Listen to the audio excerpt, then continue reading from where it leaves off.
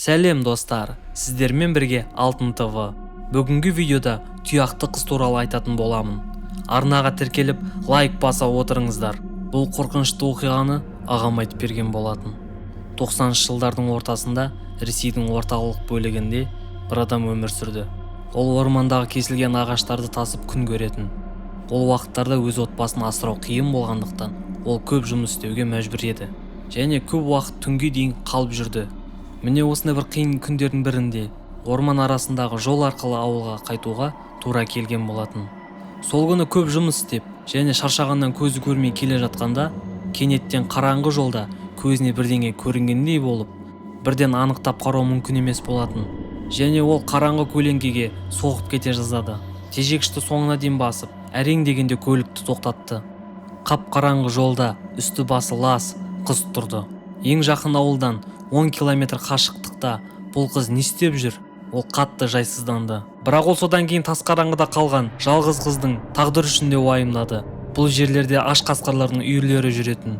Ол тұрған қызға сигналын басып, қолмен көрсетіп кабинаға шақырып, жақын ауылға жеткізіп салуды ұйғарды. Сөйтсе ол әдемі қара торы келген қыз екен. Ол қыз үндемей, ештеңе айтпай, көздерін үнемі жауып отырды. Жүргізуші не болғанын білмекші болып еді, бірақ жауап ретінде тек үнсіздік болды. Содан кейін жолды біршама жеңілдету үшін өзінің сүйікті кассетасын алып, музыканы қосуды ұйғарады. Бірақ сол сәтте қолдағы кассетасын қыздың аяқ жағына түсіріп алады. Содан кейін жүргізуші кассетасын алмақшы болып, енді еңкейе бергенде жүннің немесе қандай да бір жануардың сасық иісін сезініп, қараңғыдан ештеңе көрмей, оның не екенін түсінбейді. Бұл оны біршама үрейлендірді. Бірақ көздері қараңғылыққа үйреніп, аяқ жағына қарай үңілгенде, оны суық қорқыныш үрей басты. Сөйтсе қыздың аяқтарының орнында тұяқтар болды. Сасық әрі қорқынышты сиырдың тұяғы.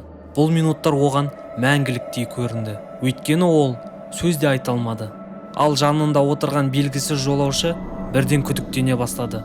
Содан кейін ол өзінің батылдығын жинап, қызға көліктен түсіп, көліктің алдыңғы дөңгелегін қарап жіберуді сұрады. Есікті ашқан бойда оны итеріп кабинаны ішінен жауып алады. Сол бойда әлгі мақұлық қатты шыңғырып, жылап, есікке жармасып ұрғылап жатты. Ал жүргізуші жылдамдықты одан әрі көбейтумен әлек. Көліктің мүмкіндігінше қатты жүріп келе жатқанда, терезенің арғы жағында дене тітіркендіретіндей жаңғырған дауыспен және ұзын тырнақтары бар қолын термеп, тыныштықты бұзып келе жатқан қорқынышты мақұлықты көреді. Мақұлық орман ішінде қууды тоқтатпады. Бірақ жақын маңдағы ауылдың иттерінің үрген дауыстары естіле бастаған соң, әлгі мақұлық орманның қараңғы көлеңкесінде қалып, әрі қарай ғайып болды.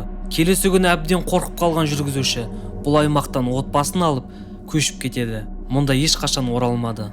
Бұл оқиғаны көптеген таныстарына айтса да, ешкім сене қоймады. Бұл орманда кім және не нәрсе екенін ешкім білмейді. Ал оны білгендер үсті-үсті жоғалып кетіп отырады. Сіздермен болған Алтын ТВ. Видео ұнаған болса, лайк басып, арнаға тіркеліп, пікір қалдырамыз.